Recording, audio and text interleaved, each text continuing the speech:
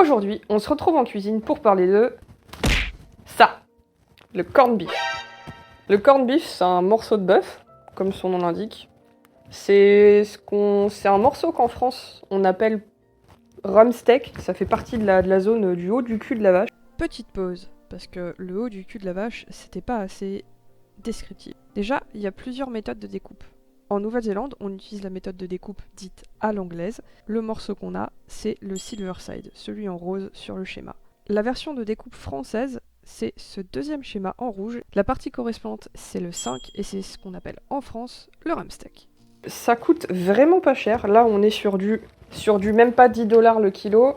Je parle bien sûr de dollars néo-zélandais. On est aux alentours de 6 € le kilo de bœuf, de viande rouge. C'est plutôt bon marché. Aujourd'hui, on va s'attaquer à cette bête d'1,8 kg.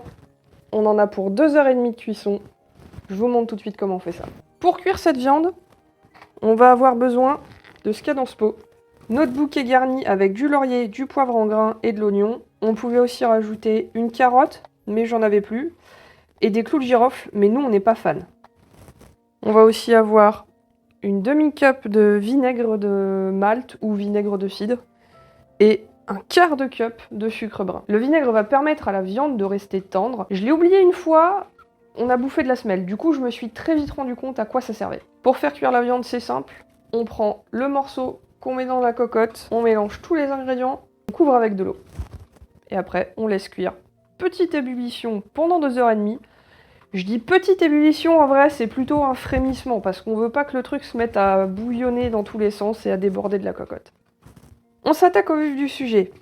La viande. Je l'ai juste enlevée de son sachet et je l'ai rincée. Donc on va venir la prendre et la poser hop, au fond de la gamelle. Tac. On s'assure qu'on a un petit peu de jeu au-dessus pour pouvoir bien recouvrir d'eau. On vient ensuite mettre dans n'importe quel ordre nos différents ingrédients. Hop, le sucre, le bouquet garni, le vinaigre,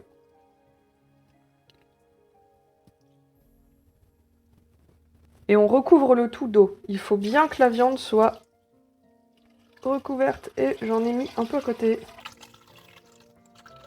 J'ai été un peu trop optimiste avec l'eau. Une fois qu'on en est là, on couvre et on allume. Et on oublie ça pendant 2h30, on va laisser frémir. De temps en temps, on vient, on regarde, on peut retourner la viande.